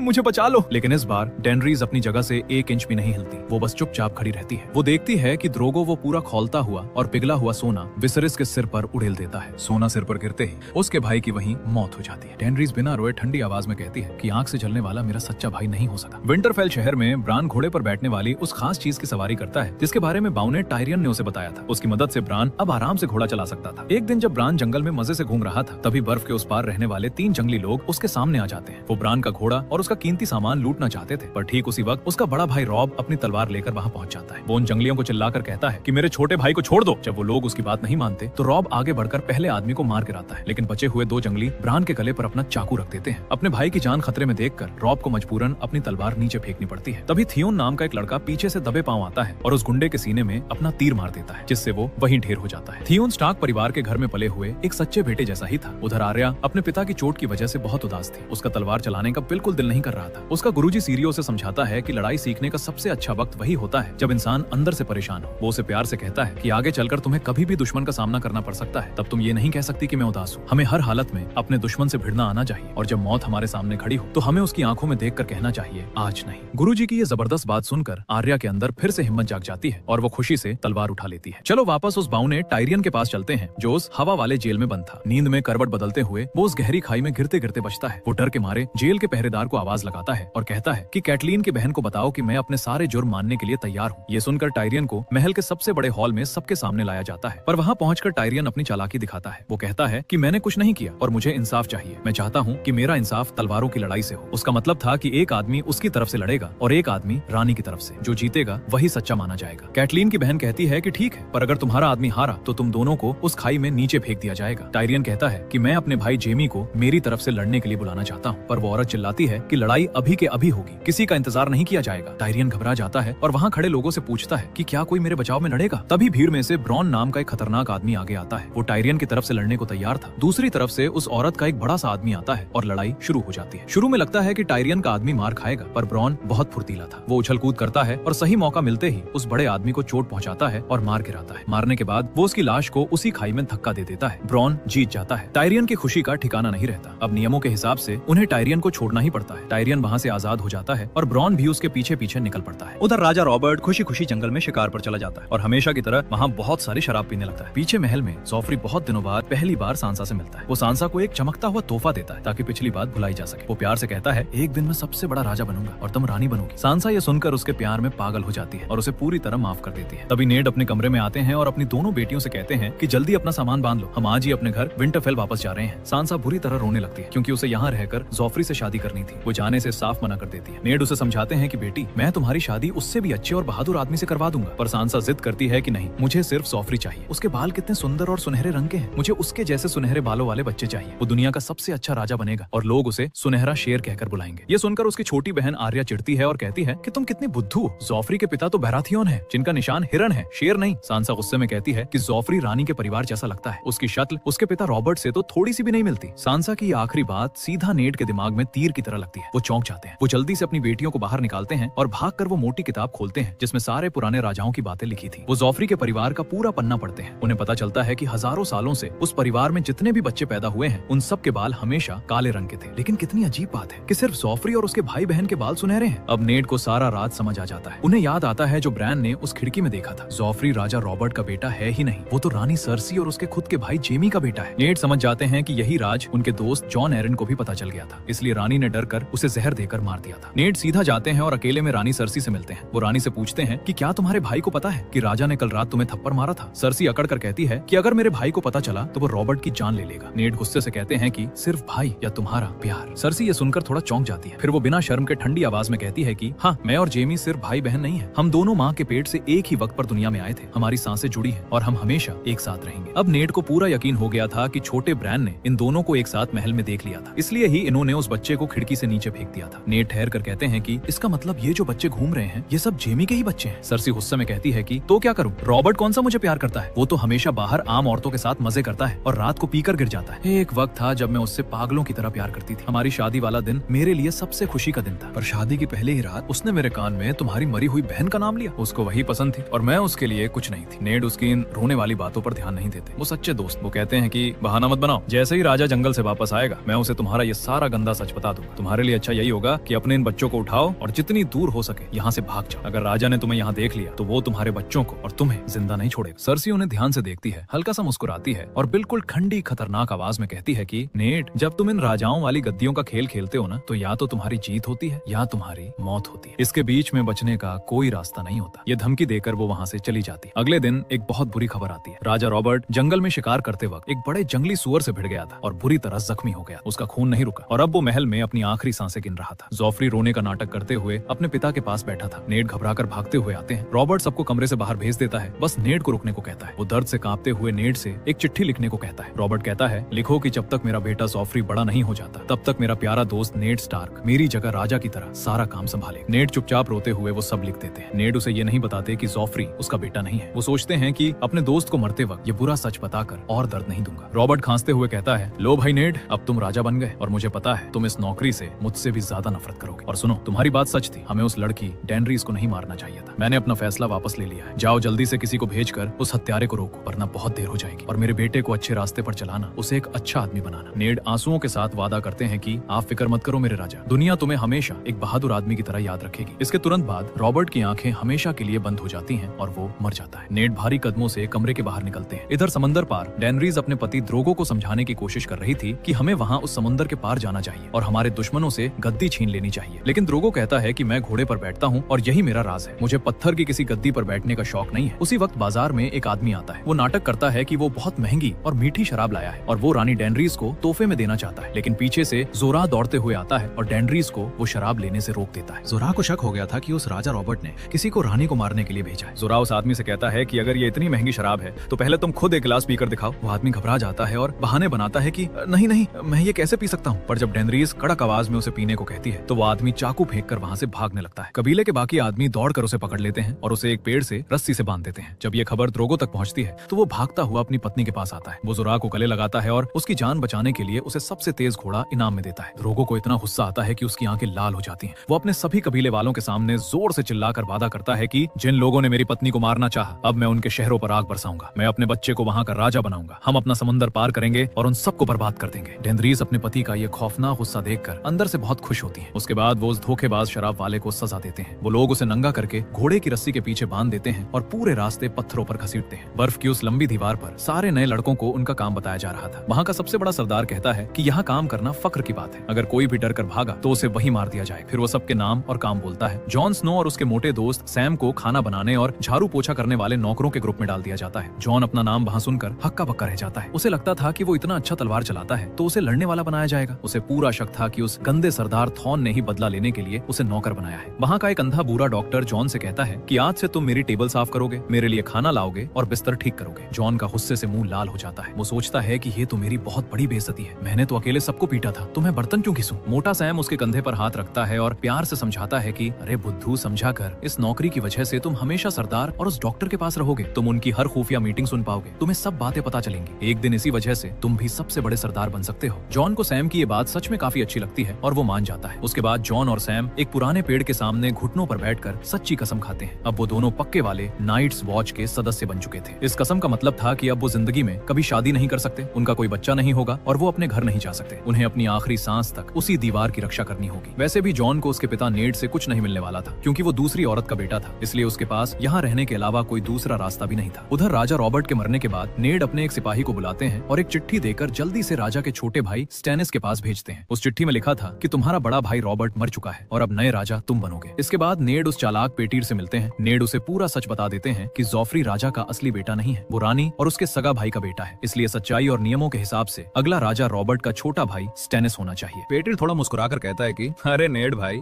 हमें रानी के परिवार से हाथ मिला लेना चाहिए। इस स्टेनिस को भूल जाओ, जॉफ्री को गद्दी पर बैठने दो, हम दोनों मिलकर उस बच्चे के दिमाग को चलाएंगे और अगर उसने ज्यादा उड़ने की कोशिश की तो हम सबको उसका गंदा सच बता देंगे और किसी और को राजा बना देंगे। मैं इस खेल में तुम्हारा पूरा साथ दूंगा। पर नेड को धोखेबाजी बिल्कुल पसंद नहीं थी। वो रानी के परिवार से ऐसी झूठी दोस्ती नहीं करना चाहते थे, क्योंकि उन्होंने ही प्यारे ब्रान को खिड़की से फेंका था। पेटर समझाते हुए कहता है कि दोस्ती हमेशा दुश्मनों से ही तो करनी पड़ती है, लेकिन नेड किसी की नहीं सुनते। उनका साफ कहना था कि मैं कोई गंदा खेल नहीं खेलूंगा, अगला राजा स्टैनिस ही होगा। तभी महल का एक आदमी दौड़ कर आता है और कहता है कि नेड साहब, रानी और जॉफ्री ने आपको अभी महल के सबसे बड़े हॉल में बुलाया है। जब नेड वहाँ दरबार में पहुंचते हैं तो देखते हैं कि छोटा जॉफ्री बड़ी शान से राजा की कुर्सी पर बैठा है। जॉफ्री घमंड में नेड से उससे कहता है कि मेरे आगे घुटने टेको और बताओ कि मैं तुम्हारा राजा हूँ। नेड अपना सिर तक नहीं हिला। वो महल के एक पुराने सरदार को वो पन्ना देते हैं जो राजा रॉबर्ट ने मरते वक्त लिखवाया था। वो सरदार जोर से सबके सामने पढ़ता है कि जब तक जॉफरी बड़ा नहीं हो जाता तब तक नेड स्टार्क मेरा सारा काम संभालेगा। लेकिन रानी सर्सी चलकर आती है, उस पन्ने को हाथ से छीनती है और उसके टुकड़े टुकड़े करके हवा में उड़ा देती है। वो अकड़ कर कहती है कि मेरा बेटा ही नया राजा है और नेड तुम अभी घुटनों पर बैठो। नेड चिल्लाकर सबसे कहते हैं कि इस लड़के का इस गद्दी पर कोई हक नहीं है। वो अपने सिपाहियों से चिल्लाकर कहते हैं कि रानी और इस लड़के को पकड़ लो, पर तभी वहाँ सब कुछ पलट जाता है। जिनके ऊपर नेड को सबसे ज्यादा भरोसा था वो महल के पहरेदार गद्दार निकलते हैं। वो पहरेदार उल्टा नेड के ही आदमियों का सिर काटने लगते हैं। नेड ये धोखा देखकर हैरान रह जाते हैं। तभी वो पीटर पीछे से आता है और नेड के गले पर चाकू रख देता है। पता चलता है कि वो भी एक बहुत बड़ा गद्दार था। रानी के सिपाही नेड के सारे वफादार दोस्तों को वहीं मार गिराते हैं। वो लोग छोटी आर्या को भी पकड़ करने जाते हैं, लेकिन आर्या का गुरुजी सीरियो आगे खड़ा हो जाता है। वो सिर्फ एक लकड़ी की तलवार से उन 4 खतरनाक सिपाहियों को मार गिराता है। वो चिल्लाकर आर्या को भागने के लिए कहता है। आर्या अपना सामान उठाती है और रोते हुए वहाँ से भाग जाती है और उधर नेड स्टार्क को पकड़कर महल की सबसे गंदी अंधेरी जेल में बंद कर दिया जाता है। जेल में अंधेरा था। वो टकला जासूस वेरिस अंधेरे में नेड से मिलने आता है और उन्हें पीने के लिए पानी देता है। वो धीरे से बताता है कि छोटी आर्या महल से भाग गई है और किसी को नहीं मिल रही, लेकिन उन्होंने सांसा को पकड़कर अपने पास रख लिया है। वेरिस कहता है कि तुमने रानी को पहले ही सब कुछ बताकर बहुत बड़ी बेवकूफी कर दी थी। नेड उदासी से कहते हैं कि मैं तो बस उस औरत को अपने मासूम बच्चों के साथ यहाँ से भाग जाने का एक मौका दे रहा था। वेरिस फिर एक और सच बताता है। वो बताता है कि राजा रॉबर्ट उस जंगली सुअर से थोड़ी ना हारा, बल्कि उसके पास जो पीने वाली शराब थी उसमें नींद की दवा मिला दी गई थी, इसलिए राजा बेहोश जैसा हो गया था और सुअर ने उसे मार दिया। नेड को लगता था कि रानी उसे जान से नहीं मारेगी, क्योंकि उसकी पत्नी ने अभी तक रानी के बाउने भाई टायरियन को पकड़ रखा था, लेकिन वेरिस उनका ये सपना भी तोड़ देता है। वो बताता है कि वो टायरियन वहाँ से आजाद होकर निकल चुका है। ये बोलकर वेरिस उस अंधेरे में गायब हो जाता है। उधर ऊपर महल में रानी सर्सी और सभी मंत्री डरी हुई सांसा को घेर कर बैठे थे। वो सांसा का दिमाग खराब कर रहे थे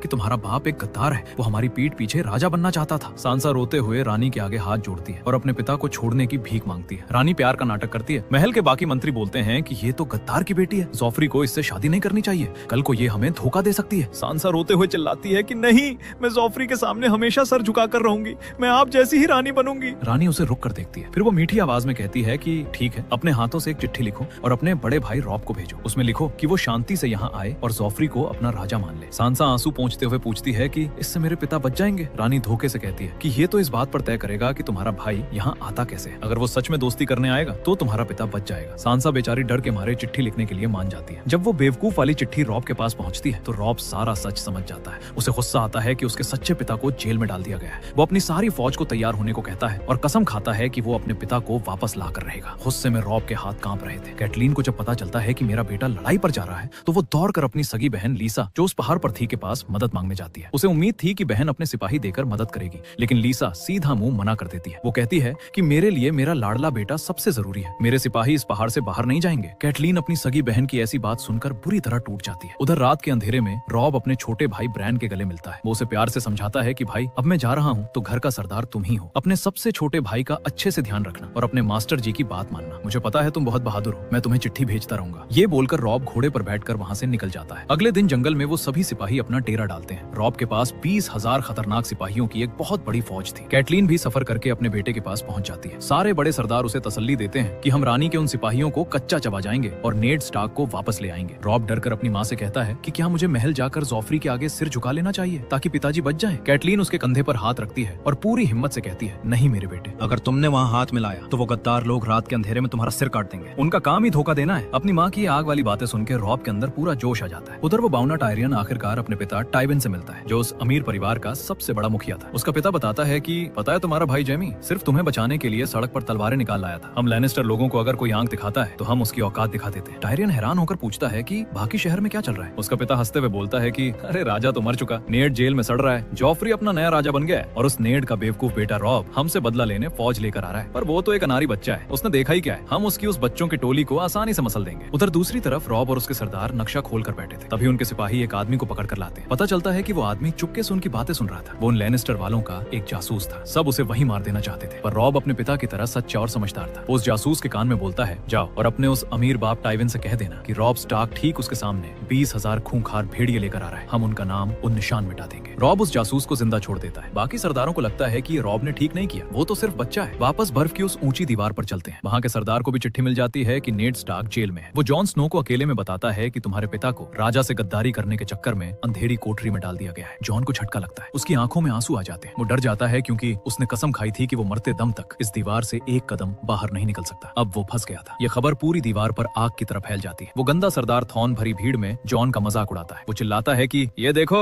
गद्दार बाप का गंदा खून। जॉन को इतना गुस्सा आता है कि वो भागकर उस थॉर्न के ऊपर कूद जाता है। वो उसकी जान लेने ही वाला था कि बाकी लोग उसे पकड़कर पीछे खींच लेते हैं। थॉर्न धूल झाड़ते हुए कहता है कि अब मैं तुझे कहीं का नहीं छोड़ूंगा। सबसे बड़ा सरदार ऑर्डर देता है कि जॉन को उसके कमरे में बंद कर दो और ताला लगा दो। रात को बहुत ठंड थी। जॉन का सफेद भेड़िया दरवाजे पर अजीब तरह से गुर्राने लगता है। जॉन डरकर दरवाजा खोलता है। भेड़िया भागकर सरदार के कमरे की तरफ जाता है। जॉन पीछे पीछे दबे पांव जाता है। अचानक अंधेरे में से एक मरा हुआ ठंडा आदमी जॉन पर कूद पड़ता है। जॉन उसके पेट में तलवार घुसा देता है पर उसको कुछ नहीं होता। जॉन उसका पूरा हाथ काट देता है पर वो मरा हुआ आदमी तब भी जॉन को पकड़ने दौड़ता है। शोर सुनकर सरदार रुक जाता है। जॉन को याद आता है। वो जल्दी से गर्म आग की लपटें उठाकर उस मुर्दे पर फेंक देता है। आग लगते ही वो बुरी तरह जलकर हमेशा के लिए खत्म हो जाता है। सब लोग भागकर वहां आ जाते हैं। मोटा सैम डरते हुए बताता है कि ये उन व्हाइट वॉकर्स का एथलीट था, इसलिए इसकी आंखें इतनी चमकती हुई नीली थी। मैंने किताबों में पढ़ा है मुर्दे सिर्फ आग से ही मरते हैं। जॉन डरकर पूछता है कि और क्या लिखा था उस किताब में। सैम की आवाज कांप रही थी। वो कहता है कि वो व्हाइट वॉकर्स हजारों सालों से बर्फ के नीचे सो रहे हैं। जिस दिन वो सब एक साथ उठ गए ना, उस दिन ये बड़ी सी दीवार भी उन मुर्दों को नहीं रोक पाएगी। समंदर पार ड्रोगो की पूरी फौज आसपास के सभी गांव वालों को पकड़कर उन्हें अपना नौकर बना रही थी। वो उन्हें बेचकर बहुत सारे पैसे जमा करना चाहते थे ताकि उन पैसों से वो बड़े पानी के जहाज खरीद कर समुद्र पार कर सके। लेकिन डेनरीज को ये बिल्कुल अच्छा नहीं लग रहा था कि मासूम लोगों को कुत्तों की तरह घसीटा जा रहा है। कुछ सिपाही बेचारी औरतों के साथ मारपीट और गंदे काम कर रहे थे। डेनरीज घोड़े से उतरती है और चिल्लाकर हुक्म देती है कि इन सब औरतों को अभी छोड़ दो। इन बचने वाली औरतों में एक मिर्री नाम की औरत थी जो बूटी और जादू से इलाज करना जानती थी। डेनरीज उन सब औरतों को अपने पास बिठा लेती है। ड्रोगो गुस्से में आकर बोलता है कि तुम इनको क्यों बचा रही हो? हमने इन्हें लड़ाई में जीता है, हमारा जो मन करेगा हम करेंगे। पर डेनरीज जिद करती है कि नहीं, मैं इनकी रक्षा करूंगी। अगर तुम्हारे सिपाहियों को ये औरतें चाहिए तो उन्हें इनसे इज्जत के साथ शादी करनी पड़ेगी। मागो नाम का एक लंबा सा जंगली सिपाही डेनरीज पर चिल्लाता है कि तू होती कौन है हमें रोकने वाली? तू तो बाहर से आई हुई एक अनजान लड़की है। पर ड्रोगो अपनी पत्नी का साथ देता है और उस मागो से कहता है कि डेनरीज सही कह रही है, चुपचाप किसी से शादी कर ले। मागो गुस्से में मिट्टी पर थूकता है और चिल्लाता है, जो सरदार किसी औरत की बात सुनता है वो सरदार बनने के लायक नहीं है। ये बेइज्जती सुनकर ड्रोगो आग बबूला हो जाता है। वो अपनी तलवार फेंक देता है और नंगे हाथों से उस आदमी पर टूट पड़ता है। ड्रोगो बड़ी बेरहमी से उसका गला फाड़कर उसे जान से मार देता है। ड्रोगो उस आदमी को तो मार देता है पर उसे भी काफी गहरे घाव लग चुके थे जिससे खून बह रहा था। वही औरत मिर्री जिसे डेनरीज ने बचाया था वो आगे आती है और कहती है कि मैं इन घावों पर पट्टी लगा सकती हूँ। कबीले वाले गुस्सा करते हैं कि इस जादूगरनी को छूने मत दो, पर डेनरीज बोलती है कि मेरे पति का खून बह रहा है, इसे पट्टी लगानी पड़ेगी। ड्रोगो डेनरीज को देखता है और मुस्कुराकर ठीक है बोल देता है। मिर्री उसके घावों पर दवा लगाती है। महल में बेचारी सांसा रानी की कुर्सियों के सामने झुककर रोते हुए भीख मांगती है कि उसके प्यारे पिता को छोड़ दिया जाए। महल के बूढ़ा डॉक्टर कहता है कि गद्दार को मौत के अलावा कुछ नहीं मिलना चाहिए, पर जोफ्री मुस्कुराता है और सांसा से बोलने को कहता है। सांसा झूठ बोलते हुए कहती है, राजा जी मेरे पिता पागल हो गए थे इसलिए उन्होंने आप पर तलवार उठाई। मैं उनकी तरफ से माफी मांगती हूँ। उनका तो यहाँ आने का बिल्कुल दिल नहीं था। वो तो मरे हुए राजा के जबरदस्ती करने पर यहाँ आए थे। अगर आप मुझसे आज भी थोड़ा सा प्यार करते हैं तो मेरे पिता को एक आखिरी मौका दे दीजिए। जोफ्री बदपन दिखाते हुए बोलता है कि ठीक है, अगर तुम्हारा बाप पूरे शहर की भीड़ के सामने अपने घुटने टेक कर चिल्लाएगा कि मैं ही असली राजा हूँ तो मैं उसकी जान बख्श दूंगा। उसके ठीक बाद वो टकला वेरिस फिर से अंधेरी जेल में नेड के पास आता है। वो कहता है, भाई अपना घमंड छोड़ो और अपनी जान बचा लो। पर नेड कहते हैं कि उस रानी ने मेरे मासूम बच्चों को रुलाया है, मैं कभी सिर नहीं झुकाऊंगा। वेरिस कहता है कि अपने लिए नहीं तो अपनी बेटियों की जान बचाने के लिए ही झूठ बोल दो। तुम बस इतना बोल देना कि जोफ्री तुम्हारा राजा है, उसके बाद मैं तुम्हें छुड़वा दूंगा। फिर तुम भी आराम से उस बर्फ की दीवार पर जाकर अपने बेटे जॉन स्नो के साथ बाकी की जिंदगी बिताना। नेड हंसते हैं और कहते हैं, मैं ऐसी झूठी जिंदगी नहीं जीऊंगा। वेरिस उदास होकर कहता है कि तुम्हारा सच सिर्फ तुम्हें मार देगा। एक बार अपनी बेटियों की रोते हुए चेहरों को याद कर लेना। उधर रास्ते में रॉब और उसके 20,000 फौजी एक बहुत बड़ी नदी के पुल के सामने आकर रुक जाते हैं। पुल का बड़ा लोहे का दरवाजा अंदर से बंद था। ये पुल एक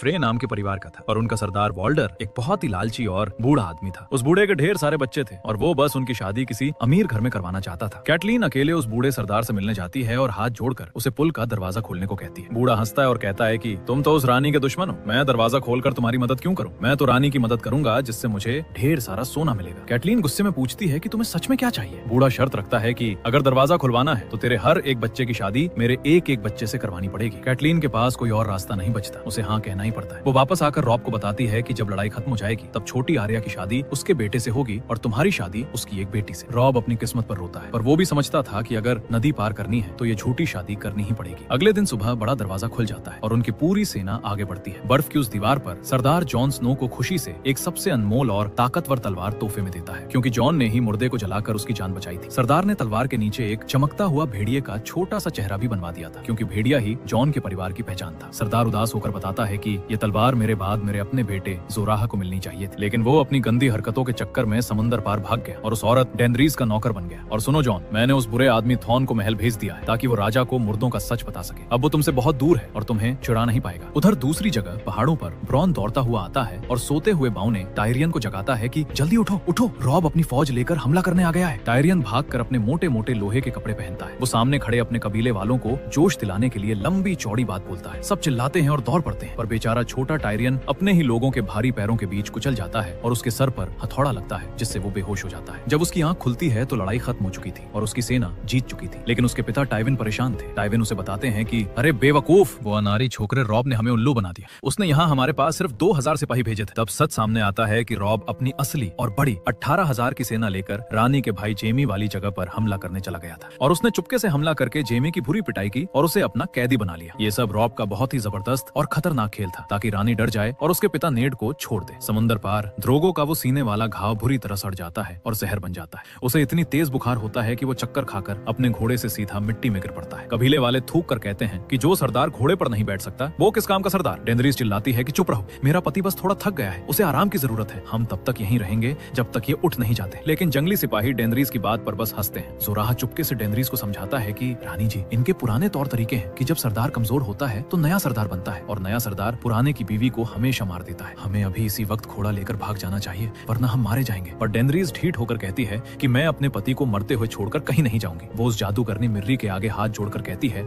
कि प्लीज कोई ऐसा खतरनाक काला जादू पढ़ो जिससे मेरा पति अभी के अभी वापस आंखें खोल दे। मिर्री डराते हुए कहती है कि उस काले जादू के बदले मौत लेनी पड़ती है, किसी और को मरना पड़ता है तब जाकर कोई जिंदा होता है। डेनरीज कहती है कि बस करो जादू, जो चाहिए ले लेना। मिर्री ध्रोगो के सबसे प्यारे घोड़े का गला काट देती है और उसका खून चूल्हे पर उबालने लगती है। तंबू के अंदर से डरावनी और भूतों जैसी आवाजें आने लगती हैं। कबीले का एक सिपाही ये भूत प्रेत का खेल रोकने के लिए तंबू के अंदर घुसने लगता है। जब डेनरीज उसे रोकती है तो वो औरत को जोर से धक्का देता है। जोराह अपनी चमकती तलवार निकालता है और डेनरीज को बचाने के लिए उस सिपाही को वहीं काट डालता है। ठीक उसी पल डेनरीज जमीन पर गिर के रोने लगती है, क्योंकि उसके पेट में इंतहाई दर्द होता है। उसका बच्चा दुनिया में आने वाला था। उधर राजा के महल के बाहर जॉफ्री और उसकी माँ सर्सी ने एक बहुत बड़ा तमाशा लगाया हुआ था। पूरे शहर के लोग भीड़ लगाकर इकट्ठा थे और बीच में नेड स्टार्क को फटे पुराने कपड़ों में बेड़ियों में बांध कर लाया गया था। छोटी आर्या एक झूठी मूर्ति पर चढ़कर दूर से ये सब आंसू भरी आंखों से देख रही थी। सारी भीड़ उसके सच्चे पिता पर पत्थर फेंक रही थी। नेड स्टार्क एक लंबा सांस लेते हैं और अपनी प्यारी बेटियों को देखकर पहली बार, सारी जिंदगी में पहली बार अपनी सच्चाई को तोड़ देते हैं। वो सर झुकाकर भीड़ में जोर से झूठ बोलते हैं। हाँ,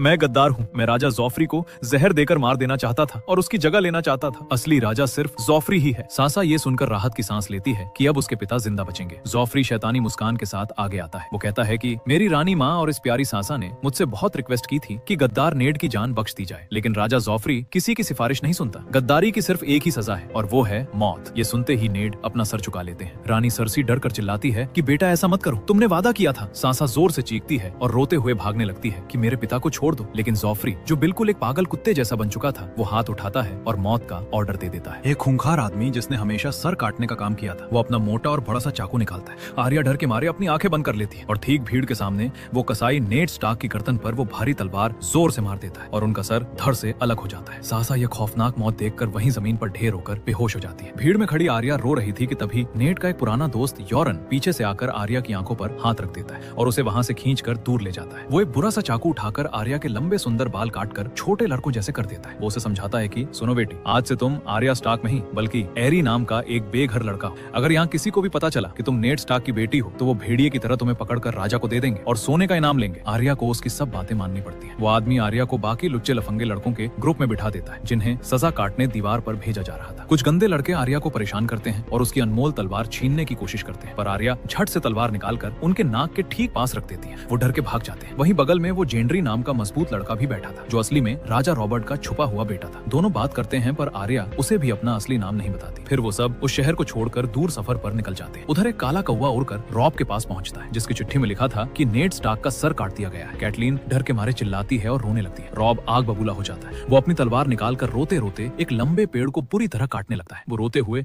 अपनी माँ को गले लगा लेता है और चीखता है कि मैं एक एक को चुन चुन कर मारूंगा। कैटलीन अपने आंसू पोंछती है, अंदर से पूरी तरह पक्की होती है और बोलती है कि हाँ, हम इन सबको जानवरों की तरह मारेंगे, पर अभी तुम्हारी दोनों बहनें उन गद्दारों की कैद में हैं। हमें हिम्मत करनी होगी और पहले उनको बचाना होगा। रात के वक्त रॉब और उसके सारे तगड़े सरदार आग के चारों तरफ खड़े थे। वो कसम खाते हैं कि अब वो उस दोगले जॉफ्री को अपना राजा कभी नहीं मानेंगे। वो सब एक एक करके अपनी भारी तलवारें निकालते हैं और रॉब के सामने अपना सर झुका लेते हैं। वो जोर जोर से चिल्लाते हैं, हमारा सिर्फ एक ही असली राजा है और वो है उत्तर का राजा, king in the north, king in the north. पूरा आसमान इस नारे से गूंज उठता है। उधर जॉफ्री शहर का सबसे बड़ा राक्षस बन चुका था। महल में एक गाने वाला लड़का अपना गाना गा रहा था, पर गाना थोड़ा बुरा होने की वजह से जॉफ्री हंसते हुए ऑर्डर देता है कि इस कीड़े की पूरी जुबान काट दो। जॉफ्री यहाँ नहीं रुकता, वो डरी हुई सांसा का हाथ पकड़कर जबरदस्ती उसे उस जगह खींचते हुए ले जाता है जहाँ दीवार पर नेड स्टार्क का कटा हुआ खून भरा सर एक नुकीली लकड़ी पर टंगा हुआ था। सांसा डर के मारे चिल्लाती है और आंखें बंद करके कहती है, मुझे अभी के अभी वापस घर जाना है। जॉफ्री उसके बाल पकड़ता है और कहता है कि मेरी रानी माँ ने कहा है कि जब तू और बड़ी हो जाएगी तब मैं तुझसे शादी करूंगा, और राजा जॉफ्री का आखिरी हुक्म है कि तू अभी ठीक अपने बाप के सर को अपनी आंखों से देखेगी। सांसा को रोना रोककर गौर से अपने पिता के बेजान चेहरे को देखना पड़ता है। जॉफ्री खुश होकर कहता है, मजा आया?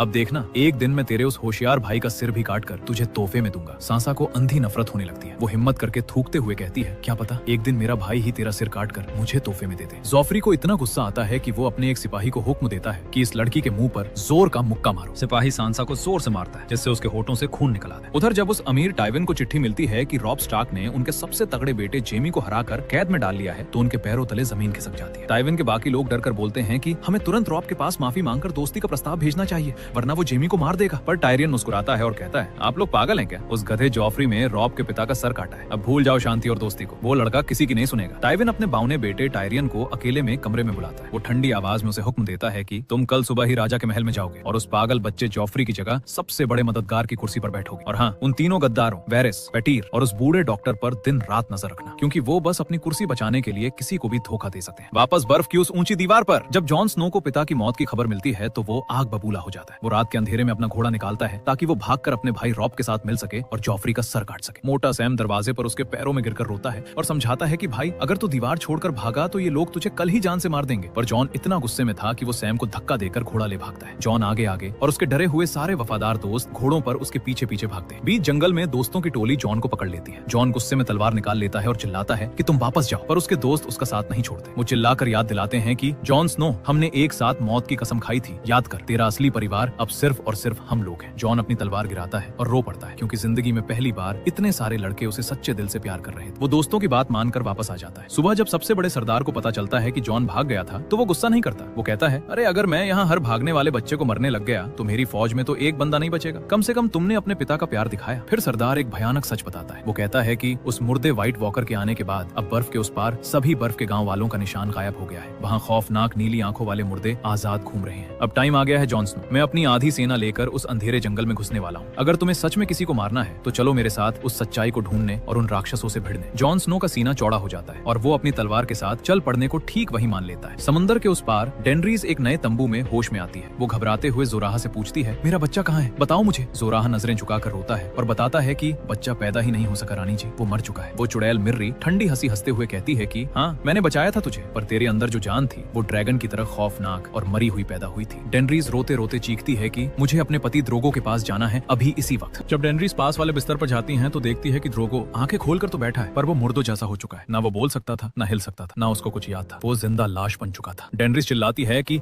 ये क्या कर दिया तुमने, मेरा ड्रोगो ऐसे जिंदा लाश कैसे बन गया। मिर्री पूरे जोश में बोलती है, क्योंकि यही मेरा पूरा मास्टर प्लान था। तेरे इस जानवर पति ने मेरा गांव जलाया, मेरे सब परिवार वालों को मारा और औरतों के साथ इतनी गंदी गंदी हरकतें की। वो बच्चा जो इसका खून होता वो आगे चलकर दुनिया बर्बाद करता। मैंने एक जादू से दोनों गंदे खून खत्म कर दिए। डेनरीज रोते हुए कहती है, मैंने तो तुम्हारी जान बचाई थी, तुमने मेरे साथ ऐसा धोखा क्यों किया। मिर्री थूकते हुए बोलती है कि हाँ, मेरी फैमिली तबाही के खाक बचा रही थी अपने ठंडे पति की जिंदा लाश को देख। जब जिंदगी की हर प्यारी चीज छिन जाती है ना, तो इंसान उस लाश से भी बदतर हो जाता है। जो आंसू तेरे निकल रहे हैं, यही आंसू उस रात मेरे गांव वालों के निकले थे। डेनरीज रोते हुए टूट जाती है। रात के अंधेरे में डेनरीज अकेले बैठकर रोते रोते अपने जिंदा लाश बन चुके पति को थोड़ी देर गले लगाती है। फिर तकिए को उसके मुंह पर जोर से दबा देती है ताकि वो इस अजाब से हमेशा के लिए आजाद हो सके। अगले दिन उसके पति ड्रोगो की बॉडी को आग लगाने की तैयारी होती है। सरदार के मरते ही कबीले के आधे से ज्यादा लोग उन्हें छोड़कर भाग गए थे। डेनरीज बचे कुचे गिने चुने लोगों के सामने आकर सीना तान के खड़ी हो जाती है। वो चिल्लाकर कहती है, जो जाना चाहता है शौक से भाग जाए, मैं यहाँ किसी को भी बेड़ियों में नहीं बांधूंगी, लेकिन जो मेरे पीछे खड़ा रहेगा वो आज से मेरा सगा भाई बहन बनेगा। कुछ डरपोक लोग चुपचाप वहाँ से निकल जाते हैं। डेनरीज जोश में बोलती है, मैं डेनरीज हूँ, मैं उन पुराने ड्रैगन्स की बेटी हूँ, मैं वादा करती हूँ जो मेरी तरफ आंख उठाएगा मैं उसका वजूद मिटा दूंगी। डेनरीज अपने सबसे कीमती उन 3 ड्रैगन्स के अंडों को ड्रोगो की डेड बॉडी के पास सजा कर रख देती है। फिर वो हुक्म देती है कि उस धोखेबाज चुड़ैल मिर्री को भी पकड़कर लकड़ियों के इस ढेर पर जिंदा बांध दो। डेनरीज के साथ ही वहीं करते हैं। फिर डेनरीज उस ढेर को आग लगा देती है। मिर्री आग में जलकर चीखते हुए राख बन जाती है। फिर अचानक से डेनरीज सबको पीछे करते हुए नंगे पांव सीधा उस भयंकर गर्म और चमकती आग के समुद्र में अंदर जाकर बैठ जाती है। सब उसकी इस हरकत पर रोते हैं और डर जाते हैं। उन्हें लगा वो जलकर राख हो गई। लेकिन अगले दिन सुबह जब वो बड़ी सी आग पूरी तरह बुझ जाती है और धुआं निकल रहा होता है, जोराहा अपनी राख में बदली रानी को देखने देखने जाता है। तभी वो दंग रह जाता है, एक बड़ा सा जादू होता है। डेनरीज राख और काले कोयले के बीच बिल्कुल नंगी पर ठीक ठाक और जिंदा बैठी हुई थी। आग का एक पत्ता भी उसे छू नहीं पाया था। और उससे भी बड़ी चमत्कार वाली बात ये थी कि उन कोयले जैसे अंडों में से अब छोटे, जिंदा और खूबसूरत 3 ड्रैगन्स पैदा होकर बाहर निकल चुके थे और डेनरीज के कंधों पर बैठे आवाजें निकाल रहे थे। हजारों साल बाद दुनिया में फिर से जिंदा ड्रैगन्स आ गए थे। जुराहा की आंखों में आंसू थे। वो अपना सर उसके पैरों में झुका देता है और वहाँ खड़े बचे हुए सभी कबीले वाले भी डर कर डेनरीज के सामने अपना सर जमीन पर झुका लेते हैं। वो उस दिन से डेनरीज को अपनी सच्ची रानी मान लेते हैं। यहीं पर गेम ऑफ थ्रोन्स का पहला सीजन खत्म होता है। अगर वीडियो पसंद आया हो तो वीडियो को लाइक, चैनल को सब्सक्राइब जरूर करिएगा। मिलते अगले सीजन।